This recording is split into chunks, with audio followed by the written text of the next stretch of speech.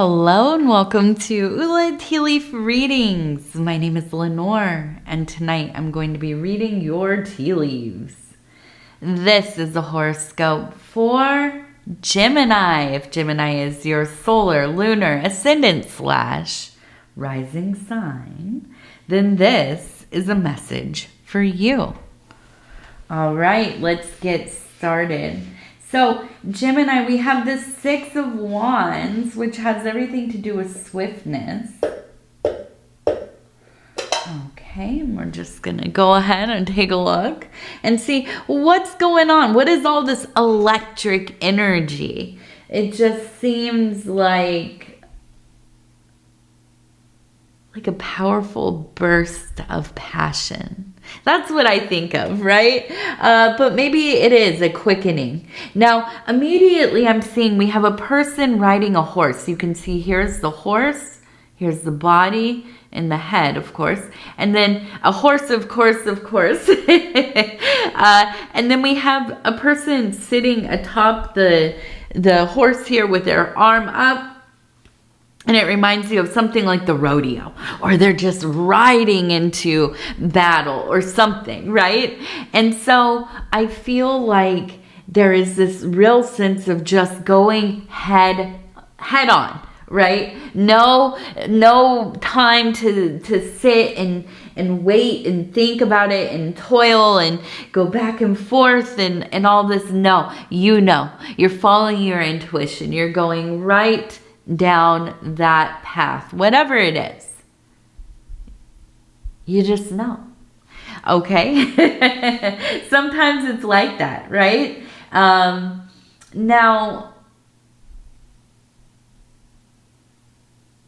I see a person over here. I've seen multiple people in here. Here is one who is kind of in a kneeling position. You can see right here, kind of a devotional posture there. And we have another person who looks like they're kind of on their knees. They're raising something up as though they're kind of, offering it up to the sky. We have another person in the same position, kind of maybe standing a little bit, but also arm raised. Here's the head, here's the body, the arm is raised up. Okay, so we have this kind of repeated imagery of arms raised up to the sky. So to me, what that kind of indicates is that there is a sense of really relying on your faith, on your belief, on your trust in the divine, in the universe, in the cosmos, right? Now, maybe that there is some kind of order and there is some kind of, cosmic morality that things shall balance themselves and there will always be kind of a fair outcome. And, we hope for this to be true. And I think, so often we are faced with this kind of confronting, at least it seems that there's a lot of chaos, right? We live in a universe of chaos, and there's not always the happy ending. There's not always that immediate something being produced verifiably. Yes, this has worked. So I feel like, all of that being said, there seems to be this urgency, right? I want this now. I want it to work out as quickly as possible. And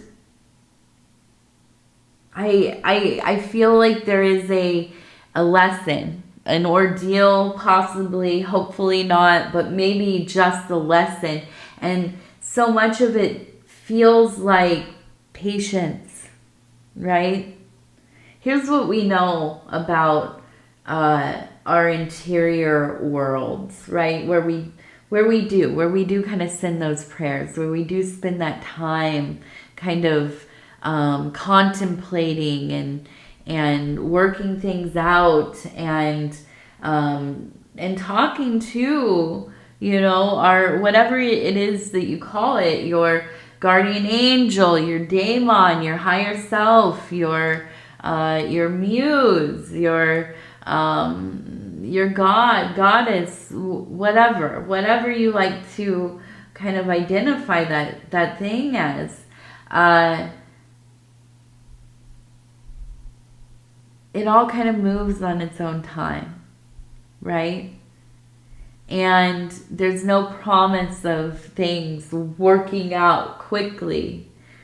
So it can feel so very uncomfortable and frustrating and yes, just difficult. But I think that is what is going on here, is that you are kind of being forced in a way to kind of wait, to be patient, to have to operate on maybe somebody else's time, right? Or at least their time, their schedule, their you know, ability. And now I immediately, as I'm talking about all of this, what comes to mind is having to deal with bureaucracy, or maybe this is medical. You're waiting for some kind of test results or something like this, or maybe it is like getting a job, right? You're waiting for the word. Did you get it? Did you not? You know, are they even going to call? But it is. I think that as much as you want to rush this thing, it's going to happen in its own time, as things do, right? We can't change that. But I want to see kind of what maybe can we be looking for? You know, what kind of news maybe? Now I'm seeing up here, it looks like we have the letters C-E-V, maybe C-E-U. Okay, if that means anything to you at all.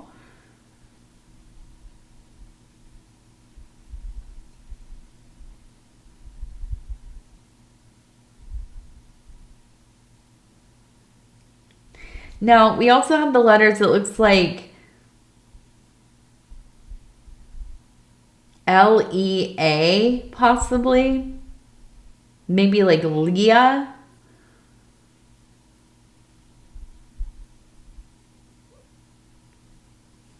Or Lee. It could be L-E-E.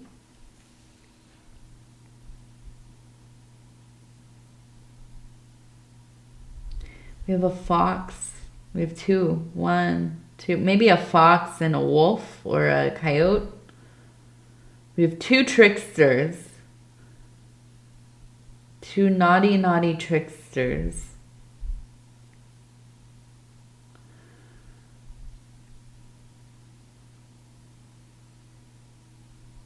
We have a person riding on a camel. Here we go. We have a camel here.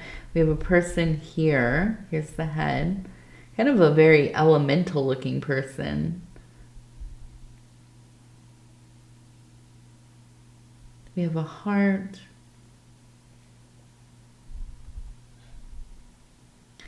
It looks like a bonfire, person next to a bonfire here. So I feel like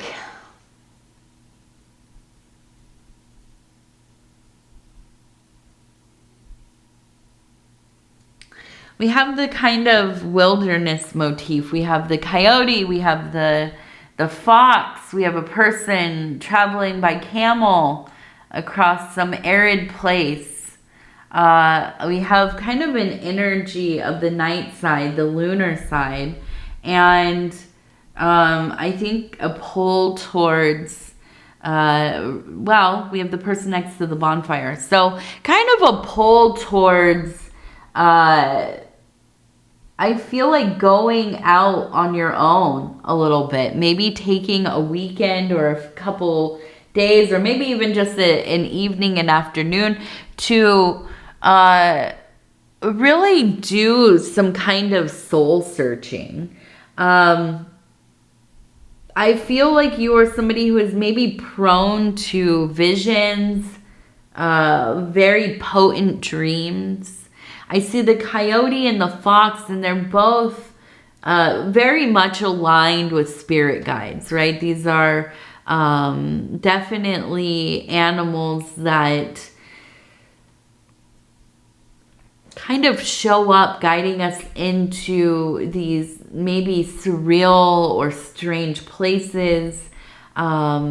Very aligned with shadow work or night side work.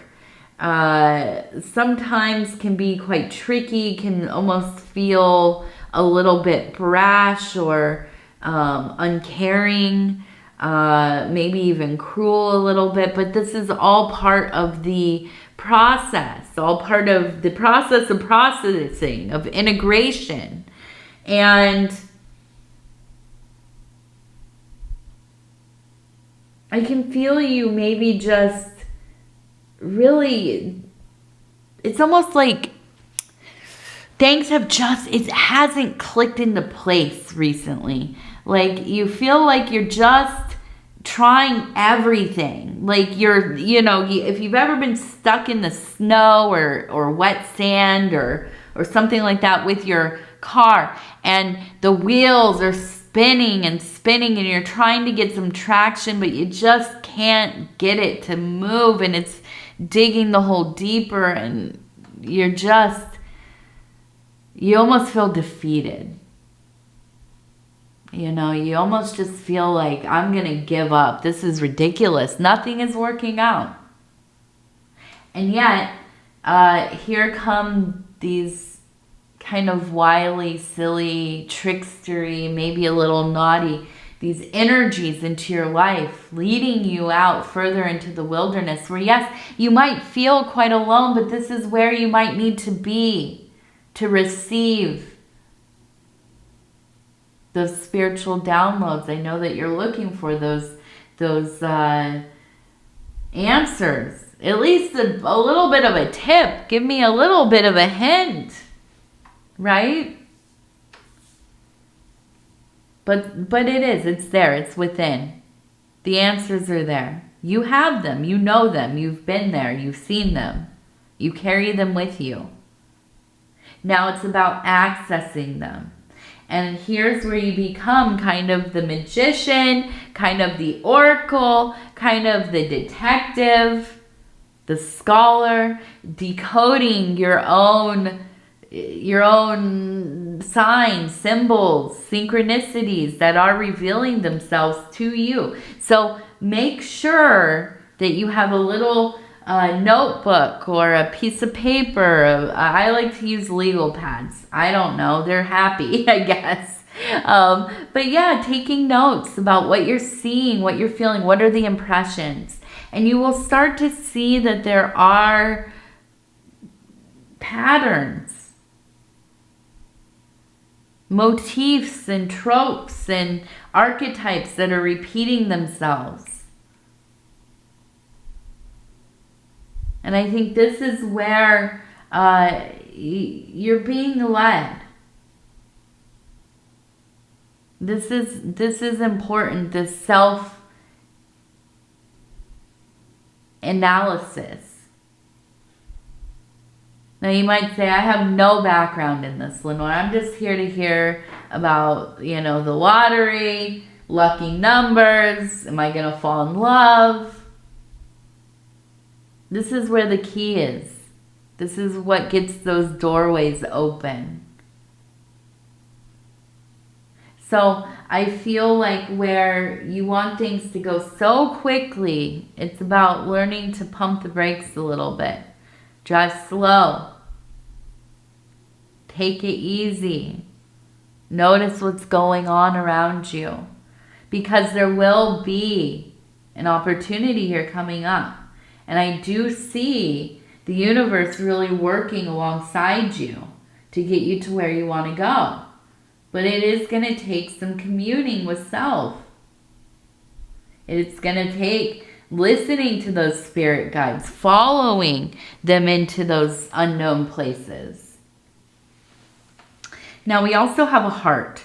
So I do feel like there is a big emphasis on love here as well. but it feels a little bit volatile, I have to say. It feels like something where at times you don't trust it, right? Like it's an insecure attachment. And I think there's a lot of going back and forth here. I think it's almost like you've never had to think so much about a relationship, and you just can't get into a place necessarily where you feel 100% trusting. I don't even think that you feel 50%. Now, I don't know if this is because of something they did or something that is from the past, or maybe you've been by yourself for a long time and it's hard to really start to let somebody in and really, really trust their intentions and their what they're doing privately and all of these things. So I want to take a look at the Oracle of the Radiant Sun. I kind of want to see what's going on with this. Why is there this lack of trust? Now, this maybe is not romantic. Maybe this is even with a family member or a friend. They could be long-term. It could be a newer thing. But there just seems to be this misalignment. And I think that this particular relationship and place where things feel like they don't necessarily kind of match up the way that you want them to, it's kind of spilling over into other parts of your life. And I think there's just this kind of vibrating anxiety that's like echoing through the halls of your, if you can imagine your life as being a home, a mansion, a castle, this anxiety is just reverberating through these halls. Okay, so I want to see. We're going to pick about 3 to 6 cards. Okay, we have revenge. We have egotism. Well, I'm starting. Wow. And empathy. Okay. Let's see. We're going to do a few more. I want to see here. Discovery. Acquisition. Negotiation. Okay. So I feel, that there maybe, I almost feel like this situation, it's like there's another person involved. Like maybe their ex, maybe somebody that they're jealous of, or it's a work thing or whatever. But this person we're dealing with here, they're a very vengeful person. They can't let things go. They're also very prideful in their ego, a lot, okay? I feel like, you're a person that really, you exist and dwell within your empathy. And so you take on this energy and it feels pretty rotten, I don't know that they're super overt about it, but I think that you feel it, you take it in, and it's almost like whenever you come around this person, immediately you are feeling their energies, and it's like you just get into a sour mood, okay? And I think you're starting to really discover how they affect you, right? Where you maybe internalized this and thought, okay, this is me. What's going on? Like, I'm always just such in a bad mood. But as you're starting to realize it is when you're around them, right? And I think a lot of it has to do with the fact that this is a person that is just always trying to win, always trying to take ownership of everything. They, their world is about what can the universe do for me? What can this relationship get me to? What's the next step after this? And not only that, I feel like within this relationship, you're always in negotiation over your own boundaries. And that does not feel good. It feels manipulative. It feels like they're overstepping, but I feel like they do it in such a way that it kind of makes you feel like you're the one that's overreacting. But in reality, yeah, they're just not even interested in making you comfortable. And I could see how this would affect you in all parts of your life, which I think it is. Okay, so that's definitely something that is leading to a blockage for you. It's something that kind of, I know it's a big on taking. This isn't even like a little fix. This is something that is going to have like a longer process of working through or walking away from the situation. Okay, so let's go ahead. We're going to look at our lucky numbers here. Okay, so we have number 2 as our first lucky number. Number 75, number 2, number 75, and 77. 77. Okay, also, we're going to do our inner child oracle cards. And I'm just going to flip through. I'm going to stop where it feels right. And it says, number 18, it is okay to be misunderstood. Perception is not always based on truth. Perception is there's no empirical truth about perception, right? So perception, yes, is as fluid as anything else. And yeah, 100%, who cares if they don't understand you? You know, that's just my take on it. All right, Gemini, I want to tell you, I love you. Thank you so much for spending this time with me. It is always such an honor to be able to bring these messages to you. And if you would be so kind as to like the video, it really does help the channel. And if you have not subscribed yet, please think about doing that. You can hit that little bell. It'll let you know when the next readings are coming out. It is free to subscribe. Also, if you want to leave a comment, I would love to hear from you. Absolutely. So go ahead and do that. And with that, again, I'll say, I love you. Take care of yourself. We're going to talk in a few days. Good night. Good night. Good night.